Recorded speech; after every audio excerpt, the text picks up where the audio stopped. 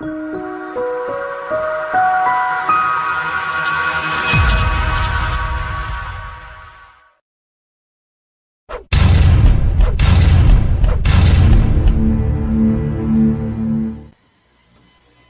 pessoal, sejam bem-vindos a mais uma live de estudo do Livro dos Médiuns. Hoje, iniciando o capítulo das perguntas que se pode fazer aos espíritos.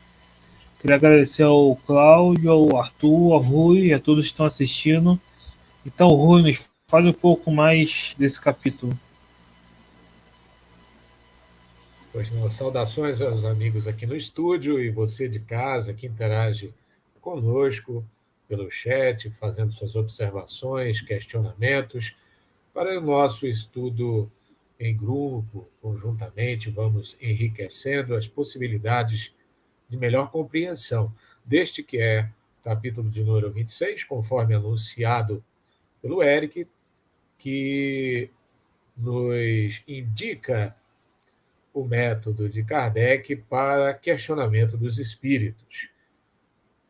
Devemos indagá-los em que sentido isso se faz adequado e quais as reservas ou prudências que devemos adotar para tanto. Então vamos dar início ao item 286 de O Livro dos Médiuns, Guia dos Médiuns e dos Evocadores. Nunca será excessiva a importância que se dê à maneira de formular as perguntas e, ainda mais, à natureza das perguntas.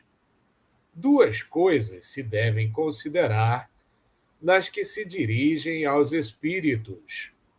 Primeiro, a forma e, segundo, o fundo. Pelo que toca à forma, devem ser redigidas com clareza e precisão, evitando as questões complexas. Mas outro ponto há, não menos importante: a ordem que deve presidir à disposição das perguntas. Quando um assunto reclama uma série delas, é essencial que se encadeiem com método, de modo a decorrerem naturalmente uma das outras. Os espíritos, nesse caso, respondem muito mais facilmente e mais claramente do que quando elas se sucedem ao acaso, passando sem transição de um assunto para outro. Esta razão porque é sempre muito conveniente prepará-las de antemão, salvo o direito de, durante a sessão, intercalar as que as circunstâncias tornem necessárias. Além de que a redação será melhor quando feita prévia e descansadamente. Esse trabalho preparatório constitui, como já o dissemos, uma espécie de evocação antecipada a que pode o espírito ter assistido e que o dispõe a responder. É de notar-se que muito frequentemente o espírito responde por antecipação a algumas perguntas, o que prova que já as conhecia. Queridos, antes de dar seguimento às considerações de Kardec, que devemos reputar verdadeiras instruções de método sobre como proceder, como fazer as perguntas, as considerações iniciais de vocês sobre a evidente resposta positiva que a introdução contém. Sim, é cabível, de acordo com a metodologia espírita, formular pergunta aos espíritos. Convém fazermos observações, porque há, pelo menos numa leitura superficial da parte de alguns, a suposição de que isto é apenas para grupos práticos que se interessam pela pesquisa rareada nos dias de hoje, se sentindo as pessoas incapazes ou sem mérito de produzir conhecimento espírita. Eu queria que os amigos falassem, mesmo reuniões meramente socorristas, reuniões sérias, com propósitos de desobsessão, como vulgarmente se chama, devem utilizar o questionamento aos espíritos. Essa é uma instrução geral, portanto, que Kardec passa a todo tipo de reunião séria? A todo tipo, com certeza. Mas há algumas barreiras aí no movimento quase que intransponíveis. Eu posso dizer de exemplo próprio, porque demorei muito para conseguir superar essas barreiras. Se tem até hoje, e a gente vê isso constantemente, seja qual for a reunião, é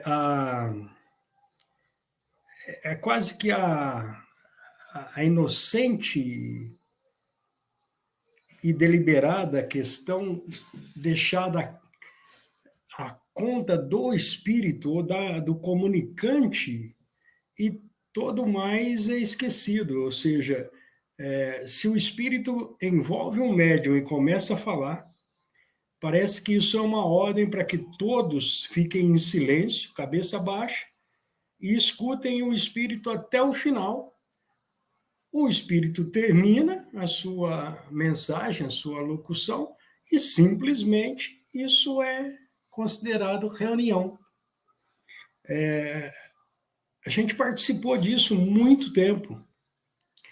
E você tinha como orientação prévia que você não podia gastar o tempo, você não podia interromper o espírito, enfim, toda uma sequência de erros aí no movimento que a gente não sabe de onde proveio aí, e assim até hoje. Por exemplo, um dos primeiros problemas que a gente teve depois de muitos anos, inclusive dirigindo o grupo mediúnico de uma casa espírita, foi quando a gente começou a conversar com os espíritos que envolviam os médios, mesmo os chamados obsessores, os espíritos necessitados. Fomos chamados a atenção, fomos chamados a direção do grupo, que nós não podíamos perder tempo, porque tinha mais espíritos e não podíamos cansar o médium. O médium, eu vou ser sincero, na época a orientação é assim, não se podia gastar mais do que 2 ou 3 minutos com cada comunicação. A célebre segue essa luzinha ou vai com Jesus. Eu fiz isso durante muitos anos, tá? Então a gente não está criticando por criticar, a gente está criticando o fato em si. Quando começamos a conversar com os espíritos, houve 2 questões dificílimas.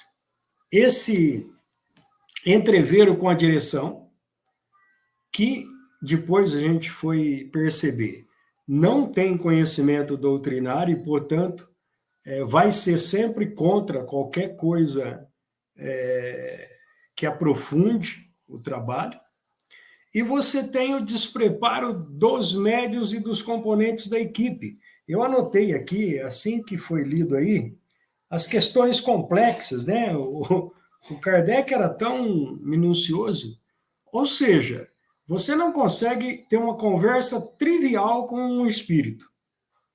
Imagine quando você coloca para um espírito e para uma equipe, médium, dirigentes, etc. e tal, uma ampla questão que aquele espírito, podendo ou não responder, ele não vai ter permissão para responder.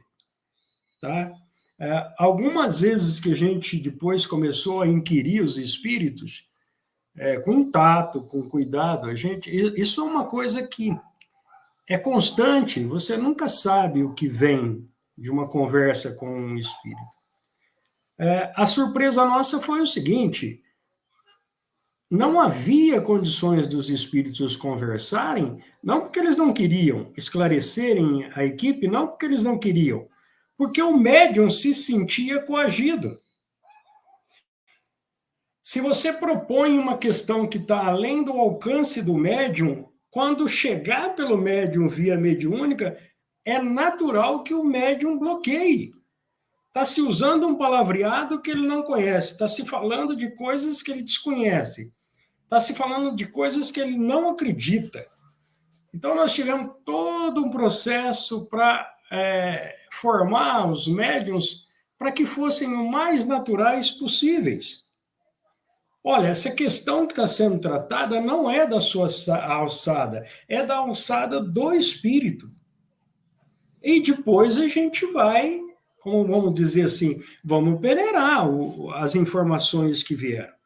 Então, quando você coloca uma questão minimamente complexa para o espírito, você já tem essas barreiras, que é a barreira geralmente de todo o grupo, que não está afeito a isso, a barreira pessoal do médium, que está tratando de um assunto que para ele é coisa do outro mundo, como a gente costuma dizer, né?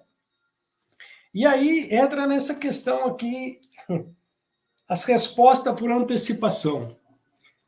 No início, quando a gente começou a fazer previamente, ou seja, em casa, antes de ir para a reunião, a gente pensava naquele trabalho, naquela reunião que ia ter, e basicamente dos processos que ia haver ali, na condição de socorristas, tá? Olha, vai se comunicar um espírito que está obsidiando tal família, tal pessoa e tal. Então, você já tinha algumas informações, colhia algumas informações dos interessados, e quando a gente começou a preparar por antecipação para ir para a reunião, né, qual a surpresa? Tanto nossa quanto do próprio médium. O médium estava falando de coisas que a gente só tinha pensado em, vamos dizer assim, entre quatro paredes, antes de chegar ao centro espírita, antes de chegar à reunião. Aí a grande barreira de você trabalhar isso dentro de um ambiente que não está afeito a isso. O grande problema não são os espíritos, o grande problema é o modelo que tem aí. Hoje, trabalhando nos grupos familiares, de vez em quando a gente tem até que ser um pouco mais prático, um pouco mais duro na disciplina, porque a coisa é tão natural que flui de uma maneira como se fosse uma conversa trivial ali, e de repente descamba também. Mas o movimento, a questão aí da introdução já, se fosse muito bem estudada e muito bem, como vamos dizer, aprendida pelo movimento, resolveria mais da metade dos problemas que a gente tem hoje em relação ao contato com espíritos. Tá? Só para a gente terminar, eu há poucos dias, eu tinha até esquecido essa questão, eu recebi um vídeo para analisar, as pessoas conhecem, alguns amigos, que foi uma das coisas mais absurdas que eu tenho visto ultimamente, quer dizer, um espírito francamente inferior, um espírito, ele não esconde isso, ele é um espírito da terceira categoria, ele é um espírito, entre aspas, trevoso, vem falar de desgraças iminentes, de coisa, e as pessoas subvergentemente segurando o microfone, gravando, e ninguém sequer pensou em aventar, em interromper aquela maluquice que estava se falando ali, e, pasmem, isso é colocado publicamente na internet sem a mínima explicação de qual a condição daquele espírito que está dando aquela mensagem. Então, a gente até tinha esquecido essa questão aí, porque a gente começou a filtrar as coisas, mas isso é o comum. O espírito começou a falar, todo mundo em silêncio.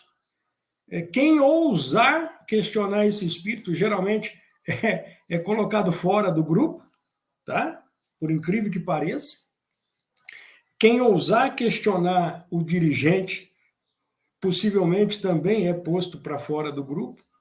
E não se chega a essa grande questão aí de você racionalizar o contato com a espiritualidade para aprendizado mútuo e para auxílio mútuo.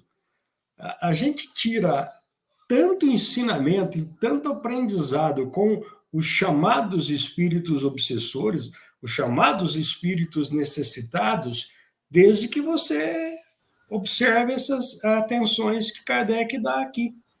Tá? Exato, não é, Cláudio?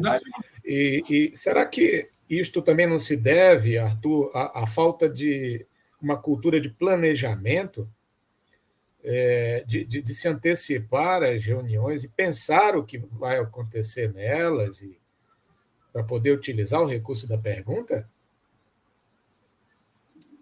Sem dúvida. Uma série, na verdade, são vários problemas, né? Esse que você se referiu, de um planejamento, de efetivamente haver uma linha de trabalho a ser seguida, que obviamente não quer dizer que seja uma linha dura, mas que tenha alguma flexibilidade, mas que deva seguir determinados princípios. Então, e dentro do que o Cláudio estava falando, o que se vê é que tudo, ou praticamente tudo dentro do movimento espírita, principalmente da reunião mediúnica, se criaram vários pudores. As pessoas têm muito temor, né, de parecerem anticaridosas, porque tudo passou a ser anticaridoso. Aquele modelo da criatura passiva, que aceita tudo, que simplesmente não questiona, virou um modelo de caridade, modelo de pessoa caridosa. Então, isso, obviamente, vai afetar a reunião mediúnica, né? Pode um espírito aí, como o Cláudio aí citou, de uma categoria, falando uma série de impropriedades, e todo mundo vai ficar calado porque acha que é anticaridoso importunar o espírito ali claramente mistificador na fala dele. Além de outras coisas, né, que acabam passando batido, porque as pessoas não querem se expor, porque não querem perder esse ar, né, de pessoas santas, né, que por vezes se travestem quando chegam no movimento no centro espírita.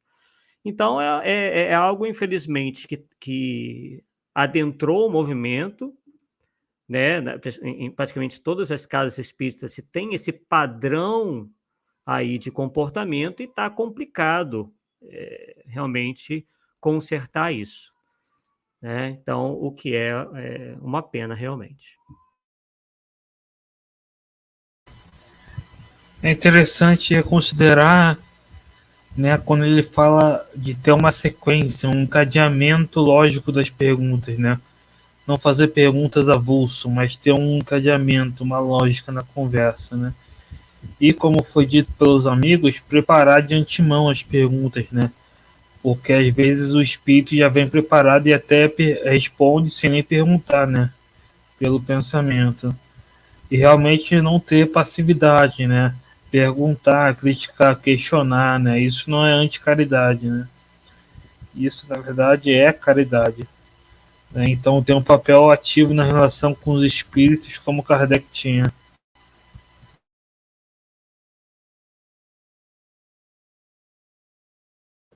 Olha, só para acrescentar aí, mesmo nas reuniões, que é a maioria das que a gente realiza aqui, as chamadas reuniões socorristas, o fato de você se interessar pela história do espírito é uma das coisas que mais os comovem, porque a maioria deles relata que já estão há anos tentando conversar, tentando dar vazão àquilo que os incomoda, àquilo que os perturba, e ninguém quer ouvi-los, ou, quando os ouvem, simplesmente só ouvem.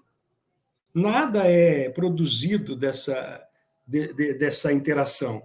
Então, quando questiona, no primeiro momento, eles até ficam surpresos.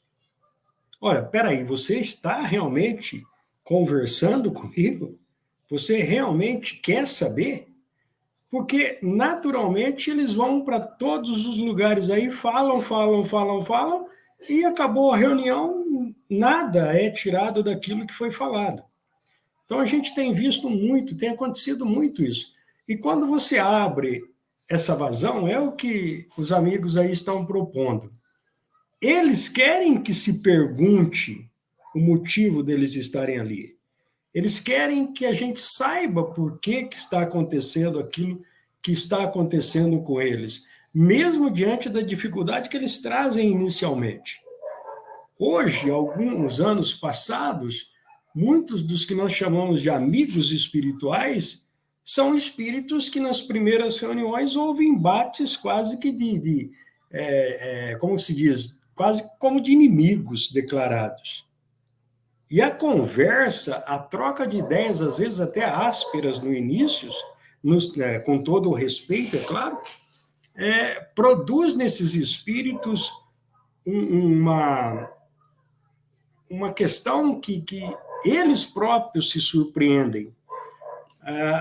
O espírito se acreditava muito mal, eu vou ser eternamente mal, eu vou ser eternamente rebelde, eu vou ser eternamente contra Deus, e de repente está ali dialogando com alguém que lhe dá atenção. Lá na frente, esse espírito, poxa, agora que eu estou compreendendo muitas coisas que ninguém quis debater comigo, quis conversar comigo. Basicamente é isso. Vamos ver no desenvolvimento do capítulo, porque tudo que se realiza durante a sessão mediúnica deve ter um propósito que é orientado exatamente pelas instruções que estamos estudando. Sob pena, por exemplo, numa sessão que se propõe a socorrer alguém, não se alcançar esse resultado e ficar simplesmente cego, guiando o cego, como dizia Jesus, não é? Então, tudo tem que ser feito de uma maneira metódica para alcance de um resultado moralmente útil e sério. E é exatamente nesse sentido que se desenvolve a técnica neste capítulo. Que tipo de pergunta fazer, que tipo de abordagem adotar para que se tenha êxito conforme os objetivos da comunicação que se estabelece. Pois não, Eric? Não, só ia comentar que realmente os superiores sempre recomendam perguntas, questionamentos, né? Quem não recomenda é os inferiores que querem impor e fascinar, né? Só rapidamente, tem um comentário aqui da Ana, que ela pergunta que se nesses grupos familiares se mantém registros e documentos dos diálogos mantidos nas reuniões para posterior análise. Sim, isso era recomendado por Kardec, isso era feito, né, na Sociedade Parisiense, os registros, né, até na Revista Espírita tem isso, né, para analisar realmente depois e ter um ensinamento depois, né. Até hoje em dia isso é mais fácil, né, porque a psicografia era fácil registrar, mas a psicofonia tinha que ter alguém escrevendo junto com a pessoa falando. Hoje em dia tem gravador, né, aí fica mais fácil registrar a psicofonia.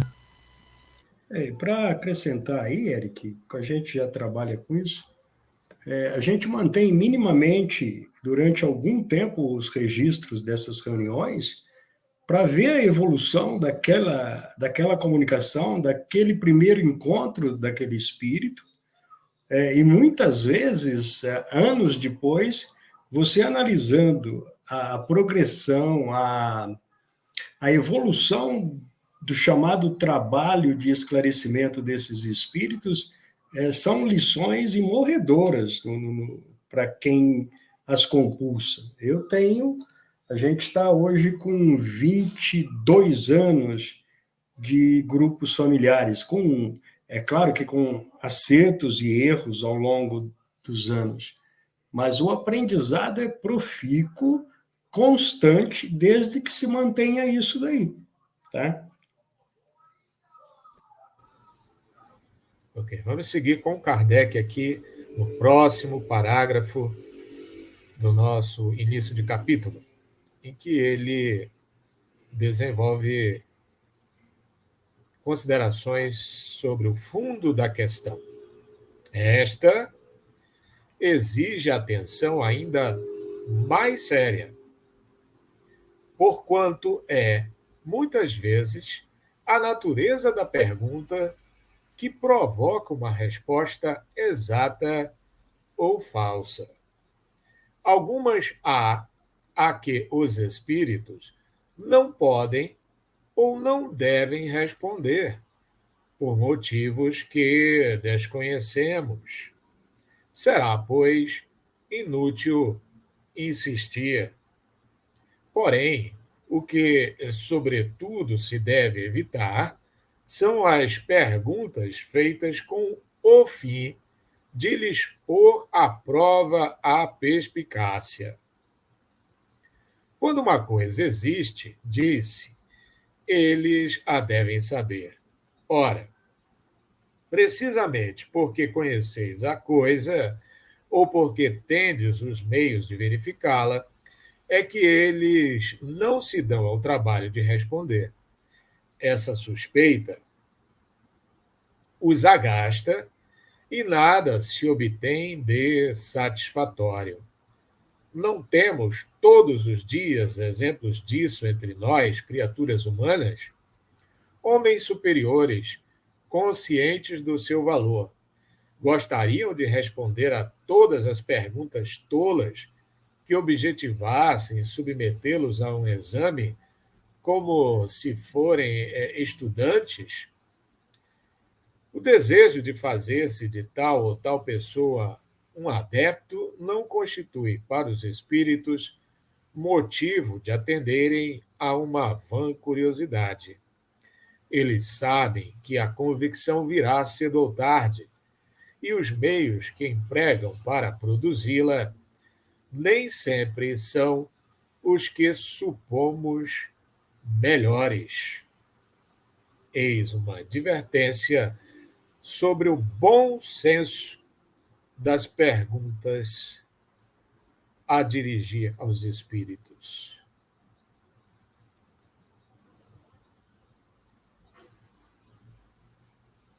Imaginai um homem grave, ocupado em coisas úteis e sérias, incessantemente importunado pelas perguntas pueris de uma criança, e tereis ideia do que devem pensar os espíritos superiores de todas as futilidades que se lhes perguntam.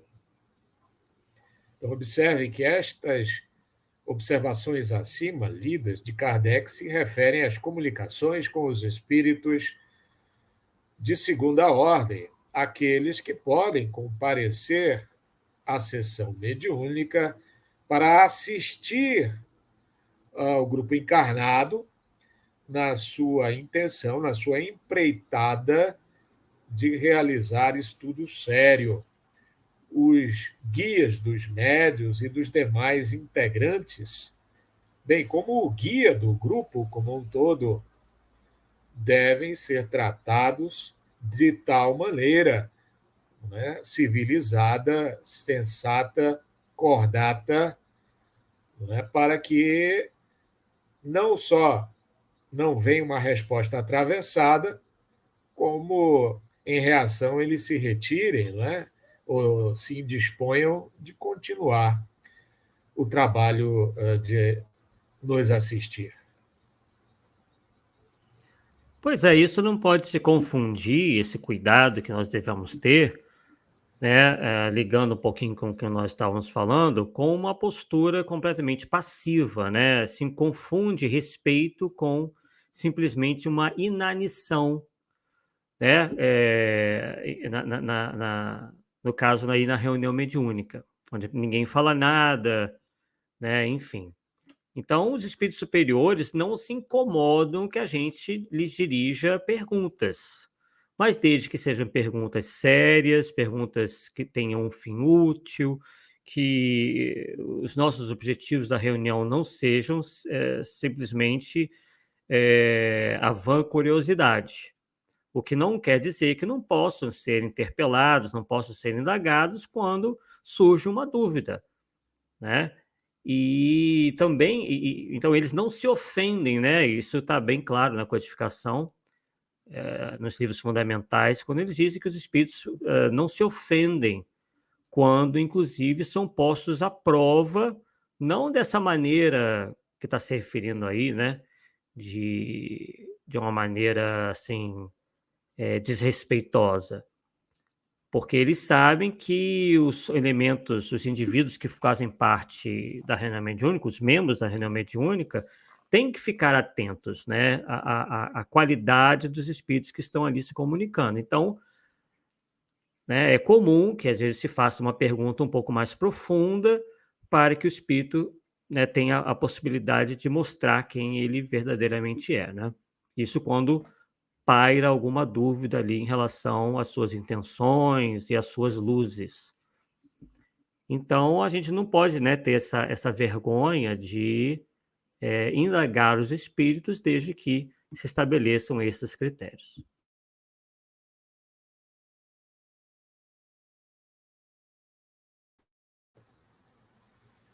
Muito bom.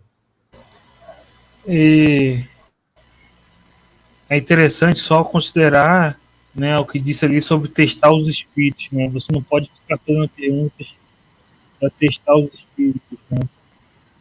Você vai perguntar, não, você vira para o espírito e pergunta, não, qual é o nome da minha afilhada? O espírito adivinhando, né? Para você ter uma prova de que é realmente espírito. Não, as evidências vão vir espontaneamente, né? O espírito, como um ser humano qualquer, ele não tá seus caprichos, né? Não tá suas ordens, né? Você está tratando com seres livres, né? Então você tem que esperar que as evidências venham. Um dos grandes problemas nessa questão aí é a questão imediatista, né? O pessoal quer ter contato com espíritos que venham e deem, além de dar a receita do bolo, ainda oferecem o forno para assar o bolo. Essa é a grande questão. O trabalho mediúnico, seja até com espíritos da segunda ordem, com capacidade de nos esclarecer e tal, demanda tempo, demanda o recolhimento, dito aí nas outras questões, nos capítulos passados, quer dizer, os espíritos não são, como se diz, serviçais nossos, seja quais forem as condições em que eles estejam, até espíritos inferiores a nós, entre aspas, moralmente, eles não são serviçais, né? Eles são seres que têm a sua individualidade própria, que têm a sua vida própria, e tal como nós não não gostaria que fosse simplesmente fuxicado ou fosse posto à prova que tem que fazer isso, tem que fazer aquilo, senão eu não te dou atenção. Então, essas coisas aí são coisas para tempo.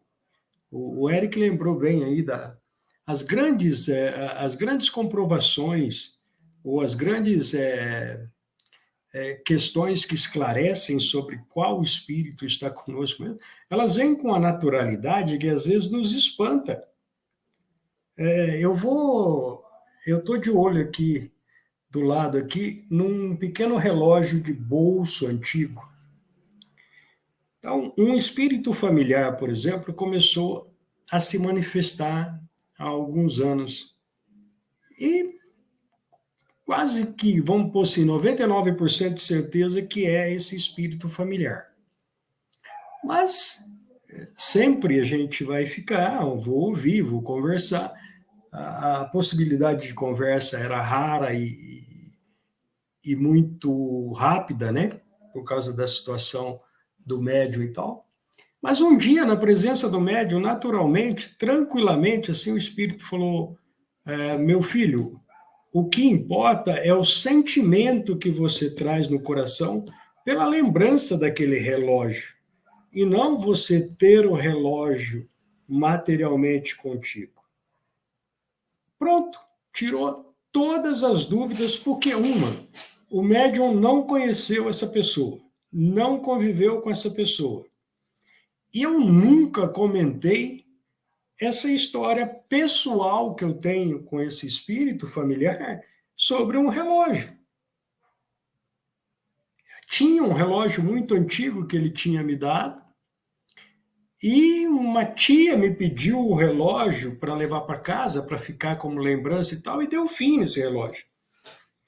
Então, eu sempre lembro desse relógio, sem preocupação com a questão material, e esse espírito veio. Isso é coisas de 30, 40 anos atrás. Só para ter uma ideia, eu não conhecia o médium, ou seja, quando esse fato ocorreu, o médium, se tivesse nascido, tinha poucos anos de idade. Então, veio sim com a naturalidade que o próprio médium falou: que história que é essa de relógio? Eu não estou sabendo nada disso. Eu vi um negócio de uma corrente, um relógio pendurado numa corrente. Só para vocês terem uma ideia, o médium não sabia o que era um relógio de bolso. Tá? Então, é o que o Eric disse aí. É claro que você não vai ficar, como se diz, ouvindo um espírito durante. Mas esse espírito era uma questão pessoal que, de vez em quando, a gente trocava algumas palavras assim, então não tinha nada de expressivo, que era alguma coisa que tinha que se comprovar ou não, era uma coisa pessoal, entre eu e o espírito. Pronto, foi resolvido 100%.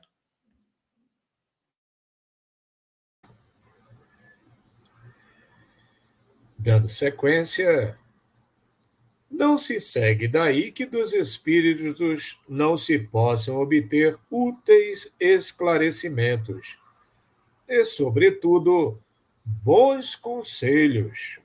Eles, porém, respondem mais ou menos bem conforme os conhecimentos que possuem, o interesse que nos têm, a afeição que nos dedicam e, finalmente, o fim a que nos propomos e a utilidade que vejam no que lhes pedimos. Se, entretanto, os inquirimos unicamente porque os julgamos mais capazes do que outros de nos esclarecerem melhor sobre as coisas deste mundo, claro é que não nos poderão dispensar grande simpatia. Nesse caso, curtas serão suas aparições e, muitas vezes, conforme o grau da imperfeição de que ainda se ressintam, manifestarão mau humor por terem sido inutilmente incomodados.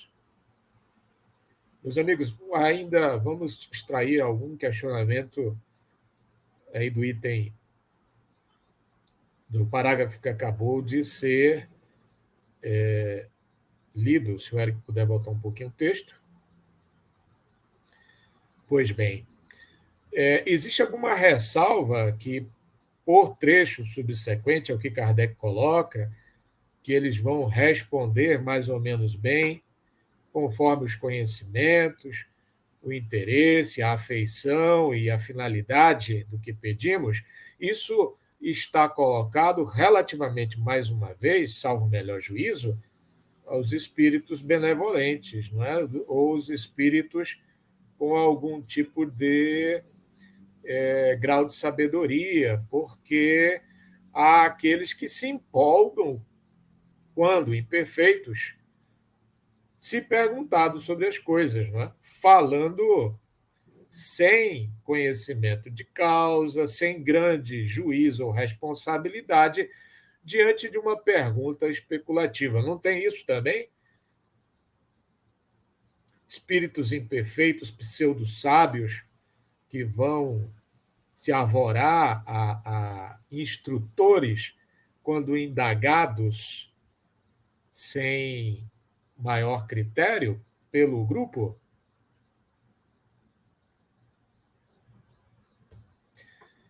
Pensamos que cabe a ressalva. Né? É interessante isso, porque o fato de você inquirir ou perguntar racionalmente para os espíritos que se comunicam, seja qual for a classe a que pertençam, já dá uma ferramenta de aferição imprescindível.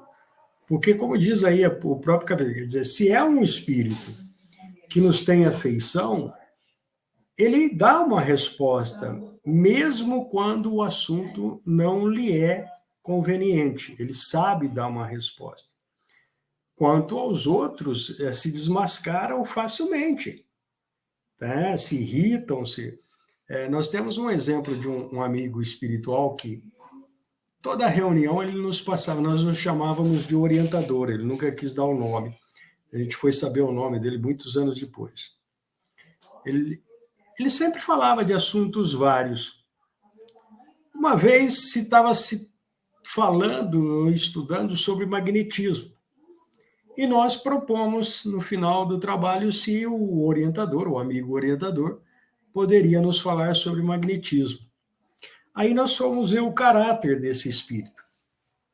Ele se manifestou através da médium habitual e disse: olha, meus amigos, eu falo de assuntos vários aí, com o prazer de estar presente e dentro daquilo que eu conheço sobre o assunto. Não conheço nada, nunca conheci nada sobre a matéria magnetismo. Se me permitirem, eu vou, junto de outros amigos, estudar um pouco o assunto e, quem sabe, em outras ocasiões, nós poderemos trocar ideias sobre o assunto.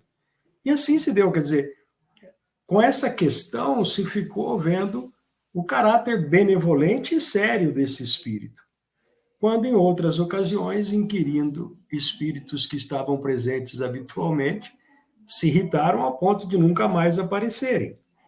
Então, a questão da conversa séria e das perguntas bem feitas para os espíritos comensais, como a gente diz, que habitualmente se manifestam, é uma ferramenta imprescindível.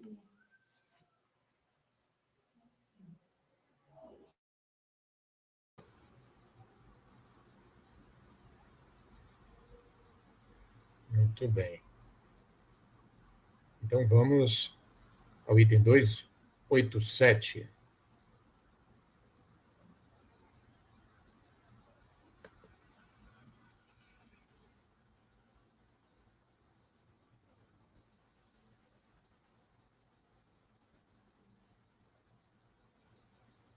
Acho que o Eric caiu, não é? Já está posicionado o texto. Vamos à continuação da leitura. Pensam algumas pessoas ser preferível que todos se abstenham de formular perguntas e que convém esperar o ensino dos espíritos sem o provocar. É um erro. Os espíritos dão, não há dúvida, instruções espontâneas de alto alcance e que errôneo seria desprezar-se. Mas explicações há, que frequentemente se teriam de esperar longo tempo se não fossem solicitadas. Sem as questões que propusemos, o Livro dos Espíritos e o Livro dos Médiuns ainda estariam por fazer-se, ou, pelo menos, muito incompletos e sem solução, uma imensidade de problemas de grande importância. As questões, longe de terem qualquer inconveniente, são de grandíssima utilidade do ponto de vista da instrução, quando quem as propõe sabe encerrá-las nos devidos limites. Então, novamente, aqui sob o ângulo do planejamento. O que está sendo dito aqui é que precisa de diretriz, de uma batuta de maestro para dar o tom da continuidade, da profundidade dos estudos com a contribuição dos espíritos, pela passagem metódica, pelos temas que interessam, pela abertura dos seus desdobramentos, tudo por um pensar prévio que estruture o que se vai abordar diante do diálogo com os espíritos? Ponto muito importante e que parece não muito valorizado pelos grupos práticos na atualidade. Essa é uma questão primordial. Eu me lembro, há muitos anos atrás, quando uma presidente de um centro espírita da cidade nos pediu se ela poderia participar de uma das reuniões familiares. Eu, com toda certeza, as reuniões são, assim como o Kardec pronuncia, abertas, né? Desde que as pessoas que venham por interesse útil, venham seriamente. E ela participou de uma reunião. Tá? E as reuniões, isso alguns anos atrás ainda, até hoje ainda se comete acertos e erros, vão sempre ajustando as reuniões. E a reunião de que ela participou, houve várias comunicações por escrita. Tá? Bom, saiu da reunião, foi embora, nunca mais conversou. Muito tempo depois, eu fiquei sabendo que o comentário dela foi o seguinte: eu fui na reunião lá com o Cláudio, com o grupo do Cláudio, mas não gostei, não. Todo mundo escreve, só se escreve lá. Então, é o modelo, não parou um pouquinho para pensar que ela estava tentando comparar uma reunião familiar com uma reunião do centro espírita, com a palestra, etc, etc, etc e tal. E, na época, nós estávamos num estágio de preparação de médiuns, onde vários médiuns estavam começando a dar comunicações conjuntas, ou seja, podiam ser envolvidos ao mesmo tempo, e para que não houvesse confusão no diálogo, os médiuns eram instados a escreverem o que lhes vinha. Não que eram médiuns de psicografia, mas o médium, quando percebia que ele estava envolvido emocionalmente e que vinha, vamos dizer assim, uma mensagem através dele, ele naturalmente conversava mentalmente com o espírito e escrevia o que o espírito lhe passava, porque ele sabia que o outro médium estava sendo orientado através do doutrinador na época. E a presidente do centro não foi capaz nem de parar para sentar e conversar sobre isso.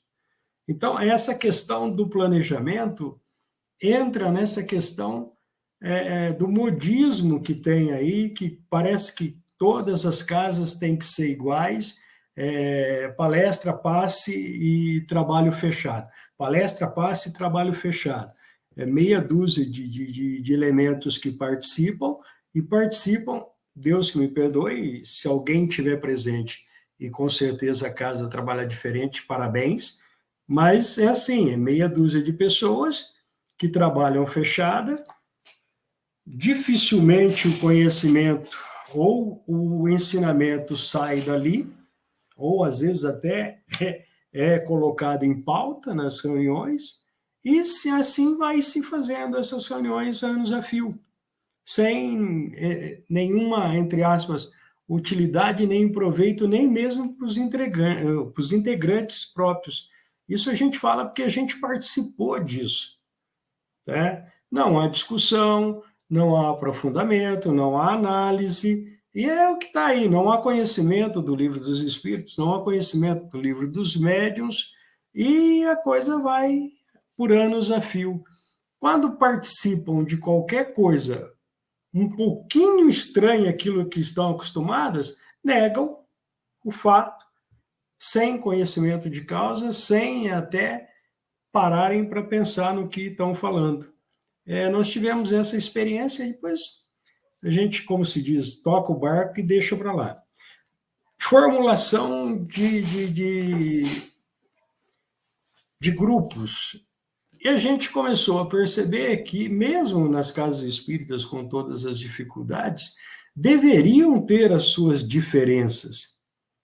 O que, às vezes, nós estranhamos muito é que você viaja quilômetros, você entra numa região de sociedade pequena, uma cidade pequena, você vai numa cidade média, você vai numa cidade grande, e a reunião é a mesma. Isso é impossível. Você trabalha com elementos diferentes, você trabalha em sociedades diferentes, você trabalha com condições diferentes e se faz a mesma coisa. O que é uma pena, porque a espiritualidade é pródiga em trazer fenômenos, em trazer ensinamentos práticos, né? É uma pena. Realmente, né? São esses modelos, a gente supõe que realmente tenham vindo de boa parte, tem origem nas obras mediúnicas e obras mediúnicas essas chanceladas pela Federação Espírita Brasileira e outras federações, que por vezes são dirigidas por indivíduos, às vezes até bem intencionados, mas que por vezes estão lá porque simplesmente têm tempo para se dedicarem mais do que outros, ou porque tem uma condição social privilegiada, né, ou melhor, que fazem com que eles tenham maiores possibilidades de se dedicarem àquilo. Então, o que acaba afetando na qualidade, né, porque o indivíduo está lá por outros fatores que não seja o conhecimento. Então, e como o espiritismo não é remunerado, né, você fica realmente na dependência da boa vontade de alguns que às vezes não são os mais preparados. Então, aí se estabelecem essas cartilhas, se estabelecem esses materiais paralelos, por exemplo, ao Livro dos Médiuns, onde se coloca lá a opinião desses dirigentes, a opinião de espíritos né, do movimento, digamos assim, né, cujas comunicações são mais recentes, se deixa de lado o que ensina o Livro dos Médiuns. Aí se estabelece uma verdadeira confusão, realmente, né? Ninguém se entende, e o modelo que prevaleceu acabou sendo esse, né? É um modelo imposto, né, por uma federativa, que, aliás, que inclusive tem o seu valor, né, teve os seus méritos, mas em algumas questões acabou se perdendo um pouco dentro desse mar de livros mediúnicos que acabaram publicando e que, como já nós notamos aqui, né, nós já apontamos várias vezes, colidem, por vezes, frontalmente com as orientações do próprio sistematizador da doutrina espírita, Allan Kardec. Para se ter uma ideia, para a gente aprofundar o tema, não é crítica às federações e aos centros, é apenas fatos. Nós, quando dirigimos o estudo do Grupo Espírita da cidade aqui, entramos em contato com a Federação Paulista, a qual o grupo era adeso, e numa visita à Federação em São Paulo, nós passamos eu e o presidente da época fomos num seminário sobre cura. Aliás, um belíssimo trabalho da Federação de São Paulo, Espírita de São Paulo. E lá, conversando com os dirigentes de lá, a gente entrou na conversa desse, olha, nós fazemos todo o roteiro preconizado pela Federação, mas a gente tem algumas dificuldades para conseguir colocar essas orientações da Federação, dos livretos da Federação, no nosso pequeno grupo lá no interior de São Paulo. Esse dirigente me esclareceu o seguinte, ele falou, olha, meu amigo, é um problema comum e a grande dificuldade é o seguinte, a literatura usada pela Federação, essa literatura vem da década de 50, 60 e 70 no máximo. E ela vem pelo grupo que dirigia, na época, a federação aqui em São Paulo. Então, o modelo é ótimo, sim, mas era ótimo para aquela época e para aquela situação de uma capital enorme, né? Na época, a federação trabalhava com 2.000 médiuns, se eu não me engano. Então, vinham médiuns, às vezes, de cidades vizinhas para o dia do trabalho. Foi preciso fazer um roteiro, para que se chegasse ali e trabalhasse em comum acordo. Ótimo. Agora, começaram-se a imprimir esses folhetos e a vendê-los, meu amigo. E nada mudou. Não há como você implementar isso lá no interior de São Paulo. Não há. Você tem uma questão aqui de um grupo que trabalhava com 2.000 médios. Você trabalhando com 2, 3, meia dúzia de médios lá no interior, essas orientações aqui não se encaixam. Bom, mas, infelizmente, é os livros que vão ser vendidos ainda pelas próximas décadas. Esse é que é o grande drama do movimento aí. Ele foi muito sincero com a gente. Ele falou, o que você tem que fazer? Adapte o seu grupo à doutrina. Esse dirigente, Gerson, possivelmente já pode ter até desencarnado, que faz mais de 30 anos que a gente teve contato com ele já era de uma certa idade. Ele falou, filho, é a doutrina que manda. Essas orientações da federativa, infelizmente, são imprimidas, são vendidas e não foram atualizadas. Tem aí 50 anos e não foram atualizadas. Né? É uma pena. E continua o mesmo problema. É interessante que o que ele fala em esse trecho, né, é o velho problema da evocação espontânea versus comunicação espontânea versus evocação, né? Que na verdade é um falso dilema, né? Porque Kardec coloca que as duas são necessárias, tanto a evocação quanto a comunicação espontânea, né? E é necessário questionar sempre, perguntar sempre, né? Então é interessante notar como que os problemas que a gente vê hoje no movimento existem desde a época do Kardec, né? E Kardec já respondeu na época, né? Tu vê que ele diz: existem pessoas que acreditam que é melhor não perguntar, né? Isso lá no século XIX, né? E ele já respondeu e existe essas pessoas até hoje, né? Ou seja, não bastou Kardec responder no século XIX, ainda perdurou esse pensamento, né? Até o Beni aqui perguntou uma dúvida: para que serve a Federação Espírita Brasileira? Isso aí eu também não sei. Não sei para que serve. Bom, eu não sei se a pergunta é irônica, mas pelo resgate histórico, é uma tentativa de uma organização e união do movimento espírita brasileiro. Eu quero dizer aqui que não estamos com o espírito sectarista, e o nosso convite é sempre para que os nossos amigos que fazem parte da Federação Espírita Brasileira possam se unir a nós neste propósito de estudo sério do ensino de Kardec. Não temos inimigos, não queremos fazer disso, né, uma espada que divide uns à esquerda e outra à direita, mas advertir, como os amigos bem frisaram, a necessidade que temos todos de resgatar o grande legado de Kardec para avaliarmos, segundo o nosso bom senso, de que valem essas perguntas. Não é? Quem é que está com a verdade? Quem fornece um ensino mais racional?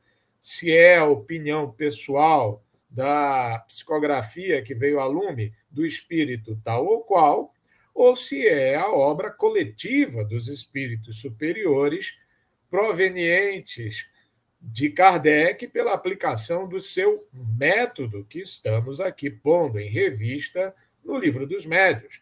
E por falar do método, vamos, na sequência, apreciar como este método, que envolve as perguntas, nos ajuda a lidar e distinguir os espíritos pseudo-sábios e mistificadores no parágrafo seguinte,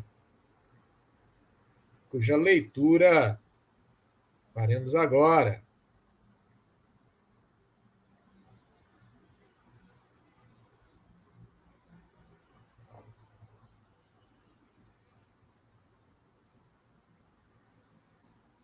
tem ainda a pergunta, né, o questionamento, outra vantagem. A de concorrerem para o desmascaramento dos espíritos mistificadores, que, mais pretensiosos do que sábios, raramente suportam a prova das perguntas feitas com cerrada lógica, por meio das quais o interrogante os leva aos seus últimos redutos. Os espíritos superiores, como nada têm que temer de semelhante questionário, são os primeiros a provocar explicações sobre os pontos obscuros. Os outros, ao contrário, receando ter que se haver com antagonistas mais fortes, cuidadosamente as evitam. Por isso mesmo, em geral, recomendam aos médiuns que eles desejam dominar e aos quais querem impor suas utopias, se abstenham de toda controvérsia a propósito de seus ensinos. Então, percebam que neste trecho, Kardec está falando não só o método para tratar com os espíritos mistificadores, mas dizendo as suas astúcias, como eles nos abordam para nos mistificarem. Então, eles nos estimulam a não perguntarmos e a tomarmos nota dos seus escritos todos, não é? Verbosos, prolixos e que não tem freio, seja qual for o tema, sabem de tudo e querem dar mastigadamente para parecerem justamente o que não são. Os amigos querem comentar sobre? É um cuidado que deva ser realmente ostensivo. É mais um cuidado que, infelizmente, nós, enquanto movimento espírita, não temos tido.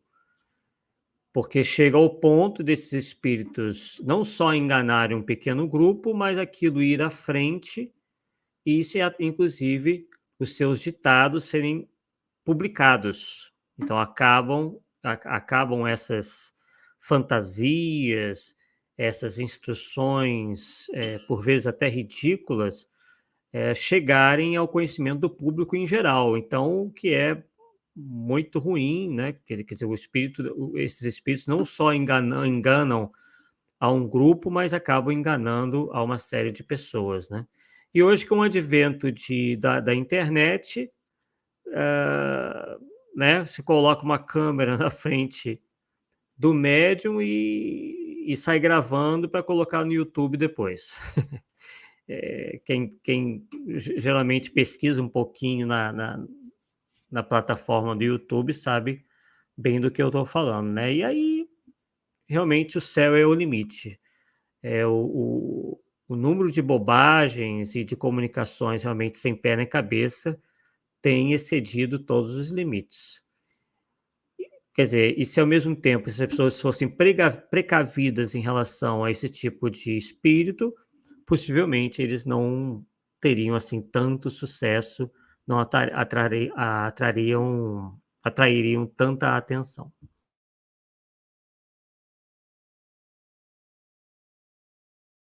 Essa palavra passividade que foi tocada aí, já no início do estudo, talvez a incompreensão de onde colocar essa palavra ou onde ela deveria ser utilizada, talvez tenha redundado nesses enganos, nesse engodo todo em que nós estamos postos aí no momento.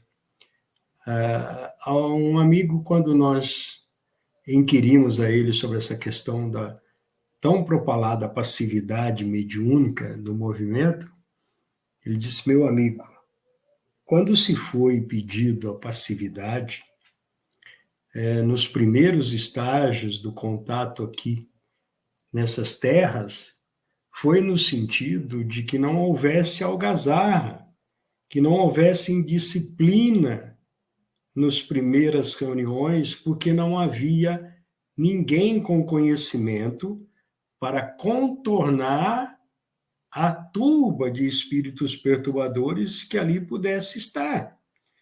Então, a passividade que se pedia antes era que o médium não se deixasse levar, mas se mantivesse neutro, tranquilo.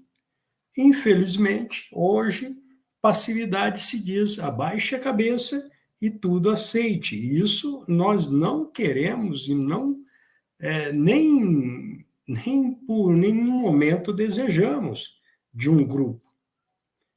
Na formação dos primeiros grupos aqui, eles nos disseram o seguinte: nós queremos contato com vocês.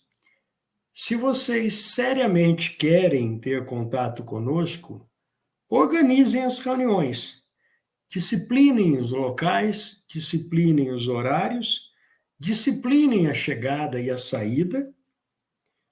Nós faremos a nossa parte. Vocês são responsáveis pela parte de vocês. Vai ser feito dessa maneira.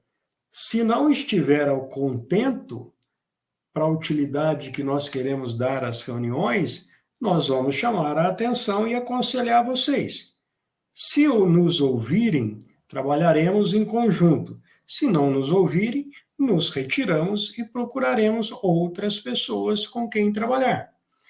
Se vocês não estiverem contentes com o rumo que damos, a parte espiritual que for trazida ao grupo, nos perguntem, nos questionem.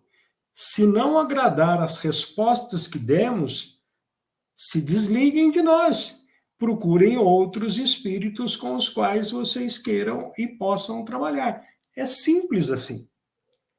Então, fica se fazendo toda essa marola e hoje chegamos nessa questão das palavras utilizadas de uma forma totalmente adversa do que deveria estar sendo utilizada. A palavra disciplina, a palavra educação, a palavra passividade, todas muito mal empregadas, muito mal entendidas na atualidade no chamado meio espírita.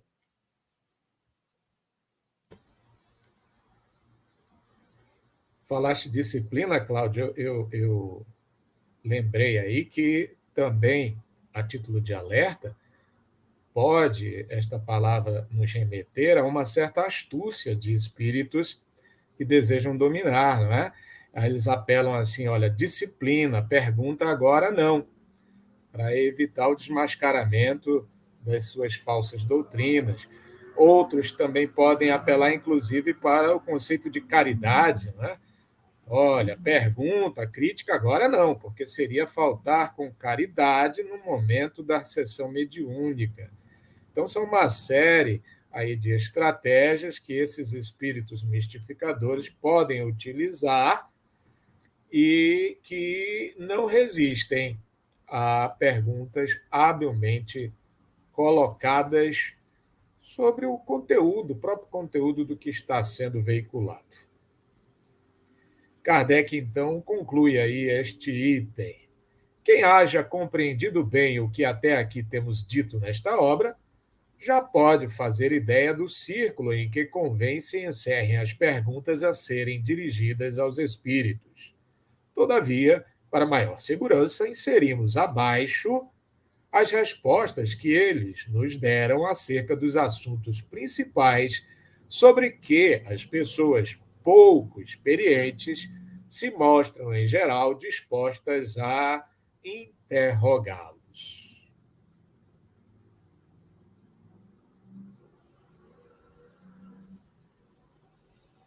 Alguma observação? Vamos dar sequência ao item 288.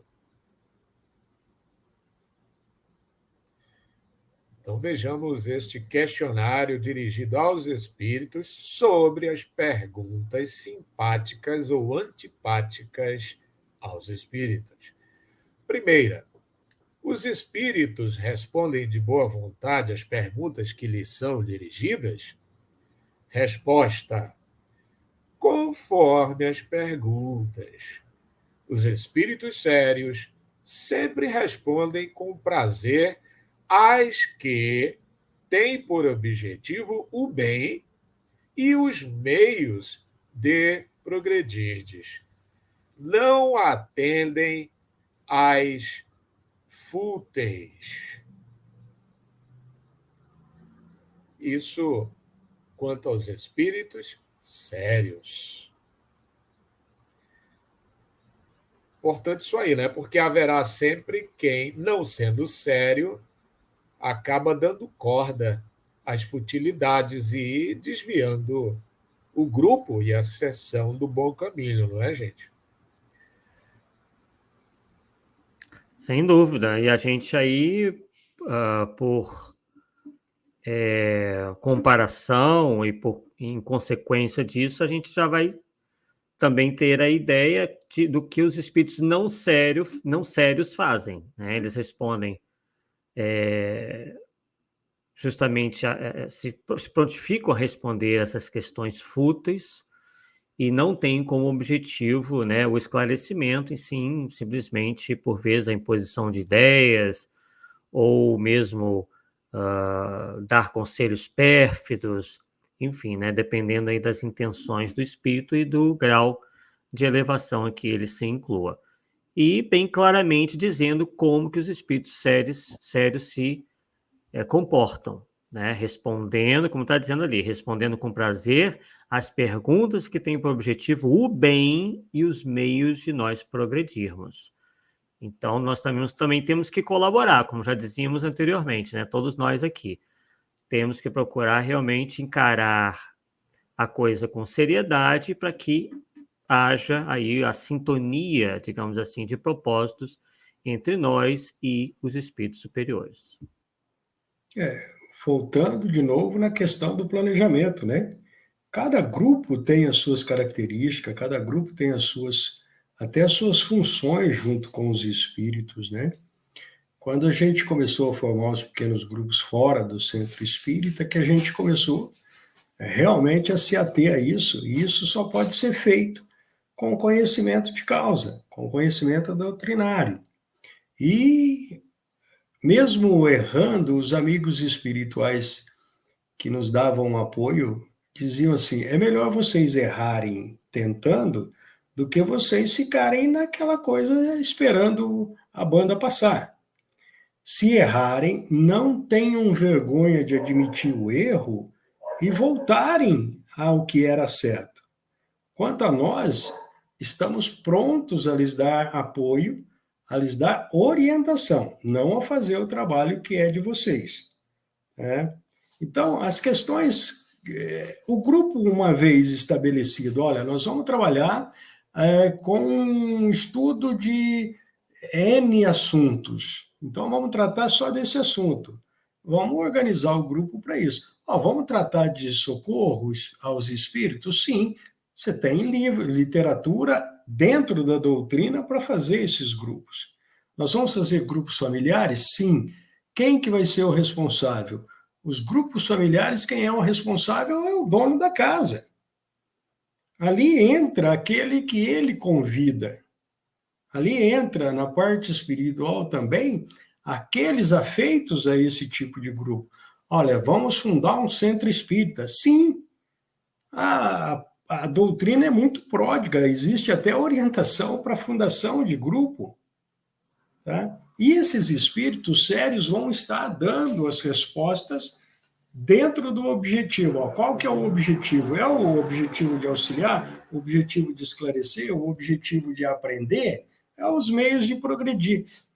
Não tenha dúvida nenhuma que os espíritos estão aí prontos para auxiliar a todos.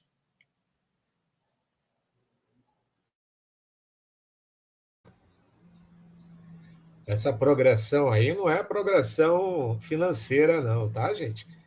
É a progressão moral, intelecto moral ou espiritual, né? Coisas úteis para o nosso desenvolvimento enquanto espíritos.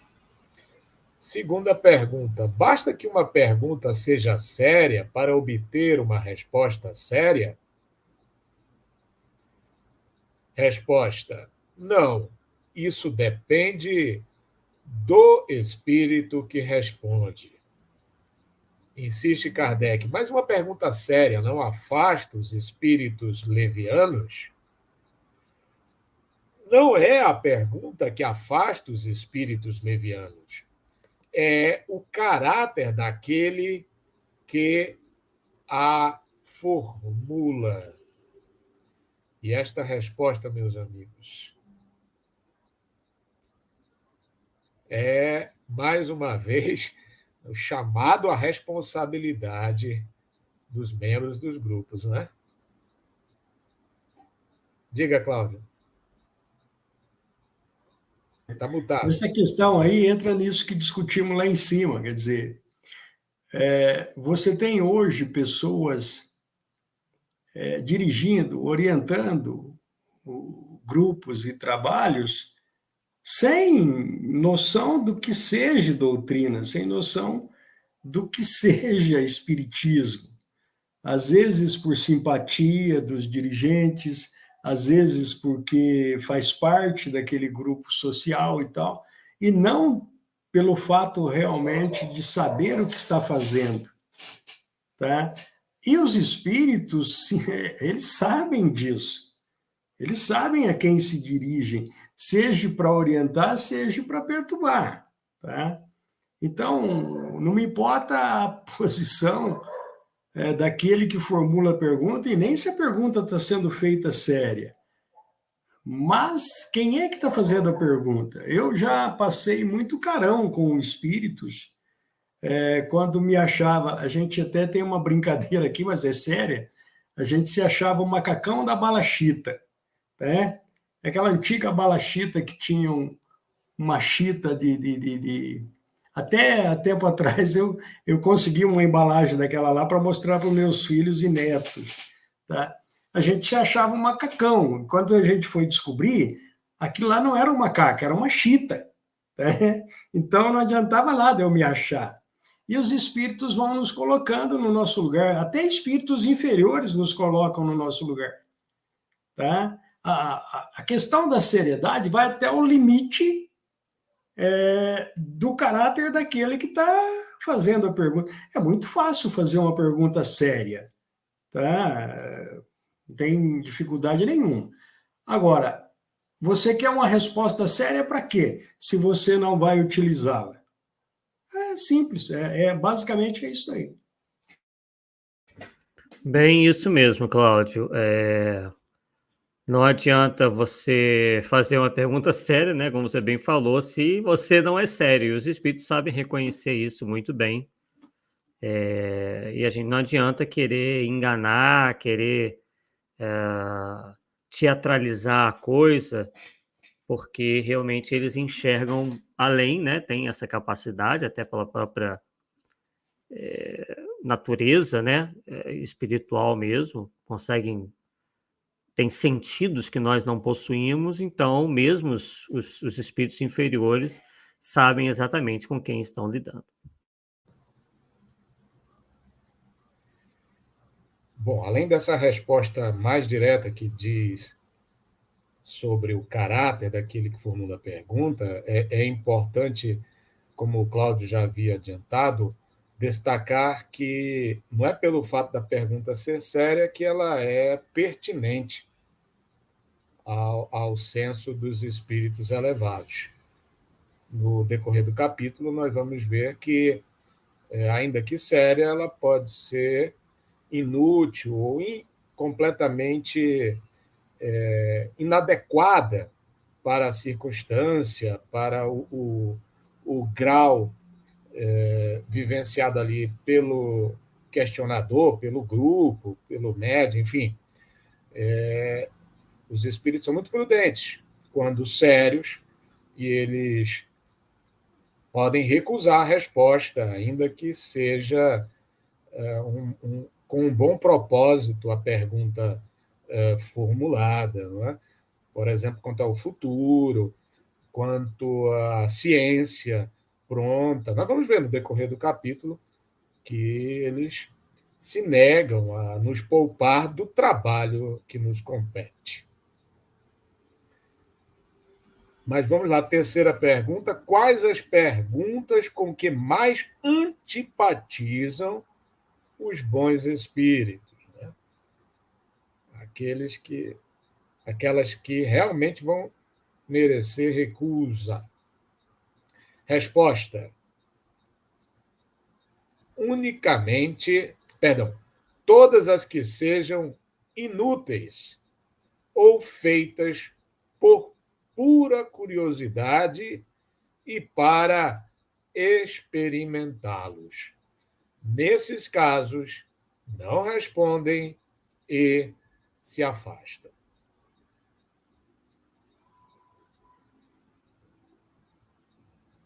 Então, vimos aqui, né? Três tipos: inúteis, ou impertinentes, por pura curiosidade, não são sérias, e para experimentá-los como indecorosas, né, em relação ao interlocutor. Né? São questões que eu não sei se vem a propósito, mas depois os amigos podem me corrigir se não. Durante muitos anos, no início, que a gente começou a caminhada pela doutrina, se via principalmente nas redes de televisão aqueles célebres desafios, né, do Padre Quevedo, tinha um milionário americano que oferecia, se não me engano, $1 milhão de dólares para quem provasse a questão dos espíritos e tal. E, infelizmente, muitos se propuseram, com suas mediunidades, ou sei lá o quê, a tentar ganhar esses prêmios, a tentar desmerecer o interlocutor e tal. E foi interessante, durante muitos anos a gente ouvia de vez em quando essas notícias, e os espíritos sérios nunca se propuseram a isso. E a doutrina deixa bem claro, nunca vão se propor a isso. Não precisam provar nada, que uma hora menos hora todos nós vamos saber a questão da espiritualidade. Então era interessante, porque a gente, sem conhecimento doutrinário, a gente pensava, poxa, os espíritos poderiam ir ali e se fazerem presentes e se manifestarem e tal. E nunca foram e não vão. Tá? Se eu não me engano, o milionário americano lá, acho que já desencanou há muito tempo, o Padre Quevedo já desencanou há muito tempo com seus desafios lá e tal. E só alguns brincalhões, tanto médium quanto espíritos, tentaram fazer parte dessa questão aí. Espíritos sérios nunca se dedicaram a isso, não precisam provar nada. Tá? E aí essa terceira pergunta é bem clara. Querer experimentar espíritos, se eles são de verdade, se eles são quem são, é claro que tem um limite, muitas vezes é preciso questionar isso. Quando há racionalidade, quando há utilidade para aquilo, mas fazê-lo por fazer, por curiosidade, aí, inutilmente, simplesmente vão embora. Não se dão a esse trabalho jamais.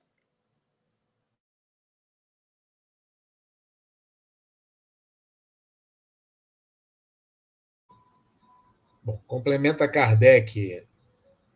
Haverá questões que sejam antipáticas aos espíritos imperfeitos? Unicamente as que possam pôr-lhes de manifesto a ignorância ou o embuste quando procuram enganar. A não ser isso, respondem a tudo, sem se preocuparem com a verdade. Então, está aí a pergunta direcionada para o perfil dos espíritos de terceira ordem. Convém desmascará-los? Às vezes se exagera nesse sentido? A experiência tem nos mostrado, e o próprio estudo aí, eles se desmascaram por si mesmos. A grande dificuldade é quando aqueles que lidam com eles a isso não se prestam. tá? A gente já viu coisas, vamos dizer assim, do arco da velha. Coisas que ali, as claras, nitidamente, contra todo o bom senso, contra toda a racionalidade. E as pessoas não admitem nem discutir o assunto. Então, aí é deixá-los junto, caminharem até caírem. O Rui comentou aí no começo, é cego dirigindo cego. Os dois caem no primeiro buraco. Tá? Então, é mais complicado, acredito eu, hoje, lidar com encarnados imperfeitos da terceira ordem, que nós somos parte, né? Do que com os chamados espíritos imperfeitos, se você tiver o conhecimento doutrinário para orientar-se.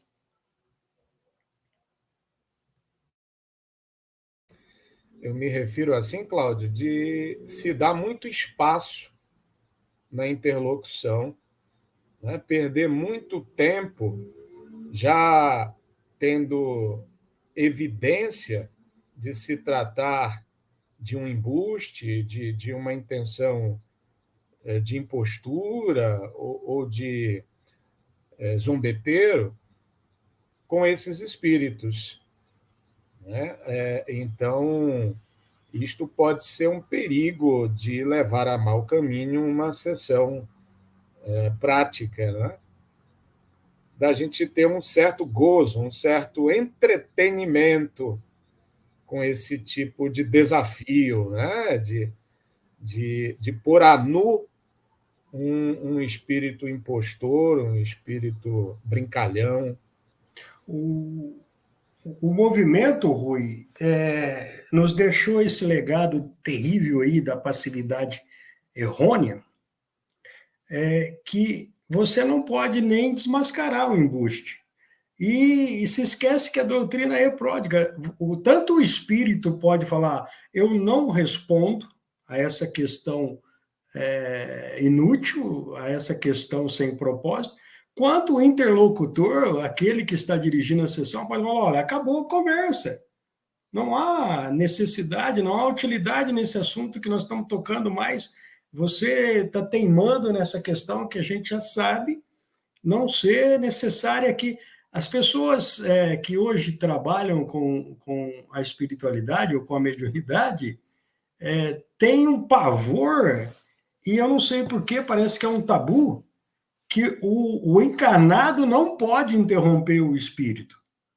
Olha, se aquilo, você sabe que aquela milonga vai se estender, olha, terminou aqui. Se o espírito não quer se retirar, chame a atenção do médium. Desconcentra, acabou, o médium não dá mais passividade. A passividade vai até o ponto de haver utilidade. Não havendo mais utilidade, não há necessidade da passividade. Isso é um tabu. Foi uma das primeiras dificuldades que nós tivemos com os primeiros grupos, e a dificuldade era própria nossa, porque nós vínhamos dessa escola, que você não podia interromper o espírito, não interessa o teor do assunto tratado, ou da mironga que está sendo colocada ali, você não podia interromper o espírito. E o espírito terminava e simplesmente se retirava. Então, não havia nenhuma questão, não havia nenhuma possibilidade de questionamento. Quando se começou realmente a pensar, a repensar e a estudar, olha, tem hora que você tem que interromper aquela comunicação, ponto final. Né? E isso, infelizmente, é um tabu.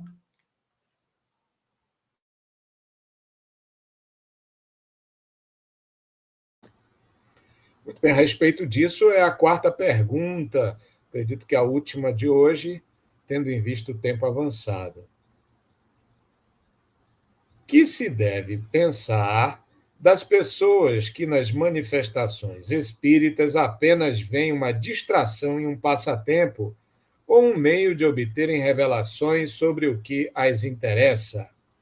Resposta: essas pessoas agradam muito aos espíritos inferiores, que, do mesmo modo que elas, gostam de divertir-se e rejubilam quando as têm mistificado. Então, pela lei de simpatia, se você deixa a música, né, se estender, fica todo mundo dançando nela, não é isso? Preciso todo cuidado. A questão é sempre essa, né? Se esquece que a doutrina está na mão dos encarnados para lidar com os desencarnados, e não ao contrário. Uma das questões que a gente teve dificuldade para entender no começo, e isso é uma coisa tão óbvia que a gente ficou chateado por não ter pensado, é que raríssimos espíritos que se comunicam são espíritas, ou o foram. Tá? A grande maioria dos espíritos comunicantes, mesmo espíritos da segunda ordem, às vezes não passaram por aqui como espíritas, têm conhecimento de espiritualidade, né? E as pessoas tratam todos os espíritos como se os espíritos fossem espíritas, ou tivessem sido espíritas. Nós fizemos uma época um pequeno exercício de tempo. A doutrina, se eu não me engano, está indo para 170 ou 180 anos de existência. Eu posso estar no máximo, mas no máximo na minha segunda encarnação com conhecimento espírita. Então, esse negócio de tratar todos os espíritos como espíritas já é um erro crasso, e cai nessa coisa toda aí de ouvir os espíritos como se eles estivessem falando de espiritismo. Eles não estão. Estão falando daquilo que lhes é afeito. Essa é a grande questão.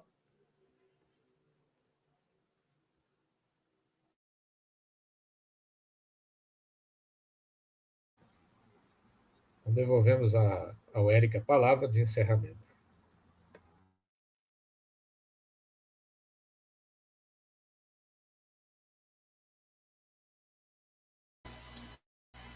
Excelente. Eu quero agradecer ao Arthur, ao Cláudio, ao Rui, a todos que estão assistindo.